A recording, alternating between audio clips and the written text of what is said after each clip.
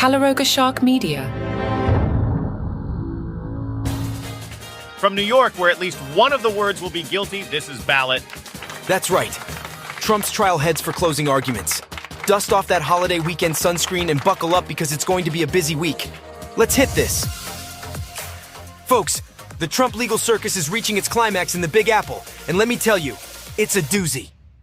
As the Manhattan trial over that infamous Stormy Daniels hush money payment winds down, a jury of brave souls will soon decide whether to slap the orange wrist of the former president. The closing arguments in the Trump hush money trial will be a critical moment for both the prosecution and defense teams. After weeks of testimony and evidence, prosecutors now have the daunting task of tying everything together in a compelling narrative that proves Trump committed felonies by falsifying business records. Given the complexity and length of the trial, the prosecution's closing will be vital in guiding the jurors through the key pieces of evidence and testimony that they believe demonstrate Trump's guilt beyond a reasonable doubt.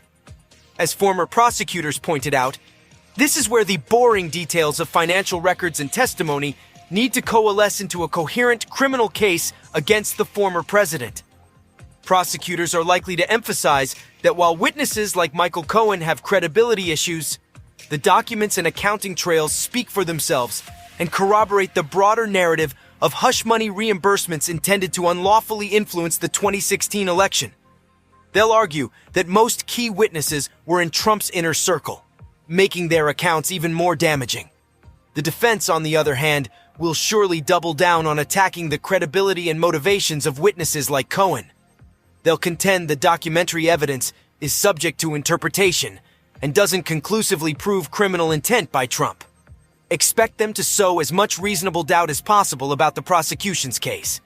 With so much at stake, you can bet both sides have been meticulously preparing and rehearsing their closing arguments. The prosecution especially has a heavy lift to make their complex financial case sizzle and resonate with the jurors after a long trial. The defense only needs to plant a seed of reasonable doubt. These closing arguments could very well be the career-defining performances for the lead attorneys. It's their last best chance to encapsulate the narrative they've been building for weeks into a pitch that jurors find compelling. The high stakes and potential history-making implications only amplify the pressure. Now, if Teflon Don gets convicted on those 34 felony counts of fudging business records, we'll be in totally uncharted waters. He'd be the first ex-prez ever hit with a criminal conviction, putting a serious crimp in his 2024 plans. But don't worry, a felony rap sheet won't technically disqualify him from running again. The Constitution doesn't discriminate against allegedly crooked candidates. The big question is whether Trump could actually end up in the slammer. Most legal eagles say it's unlikely he'll get thrown in prison, given his senior citizen status and lack of a criminal record. But the possibility of America's former leader trading his Mar-a-Lago digs for a cozy cell at Rikers Island is certainly tantalizing. More realistically, if found guilty, Trump may just get hit with some fines and probation. Although imagine the comedy gold of him having to report to some underpaid city bureaucrat for supervised meetings. Hi, I'm Melvin from probation. Let's discuss your life choices. Of course, guilty or not, you know that Donald will cry witch hunt and play the victim card harder than ever.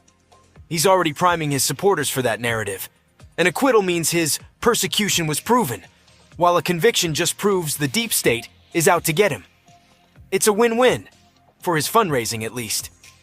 But let's not forget, this hush money trial is just the opening act. Trump's still got those pesky classified documents and election interference cases looming. While a conviction here wouldn't directly impact those, it could sway public perception and make cutting plea deals more tempting. Who knows? Maybe cellmate negotiations will be next. I'll take that bottom bunk if you make the Georgia case go away. Okay, maybe I'm getting ahead of myself. At the end of the day, whether Trump gets convicted or skates free, the 2024 race just got a whole lot spicier.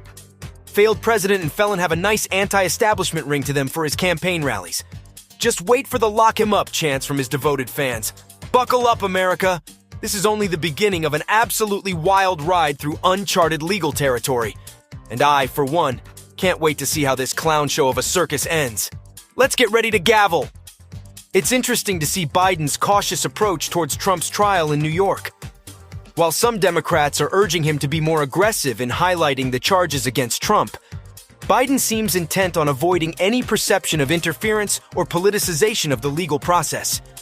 At the same time, his team doesn't seem to believe that even a conviction would significantly alter the trajectory of the 2024 campaign. They likely recognize that Trump has a talent for spinning narratives to his advantage, whether he's acquitted or found guilty. An acquittal would allow him to claim vindication, while a conviction would feed into his long-standing claims of being a persecuted victim of a deep state conspiracy. Biden's restraint could be a calculated strategy. By not appearing overly invested in the trial's outcome, he avoids giving Trump more ammunition to rally his base around claims of political persecution. Additionally, by focusing on issues like abortion, inflation, and foreign policy, Biden keeps the spotlight on the substantive policy debates that may resonate more strongly with voters outside of the media echo chambers. However, if Trump is convicted, Biden may eventually need to address it more directly. As Jennifer Palmieri suggests, having a convicted felon as a major party's presidential nominee could damage the credibility of the democratic system. Biden might need to make a case for why such a scenario would be detrimental to the country's standing and institutions. Ultimately, Biden's team seems to be betting that the trial itself won't be a game changer for most voters. Instead, they likely see the upcoming presidential debates as a more pivotal moment to confront Trump directly and potentially shift the campaign's dynamics. It's a delicate balance for Biden, acknowledging the gravity of a potential conviction without appearing overly invested in the legal process or giving Trump more fodder for his victimhood narrative. How he navigates this tightrope could have implications for both candidates' ability to capture the moderate, persuadable voters who may decide the election's outcome.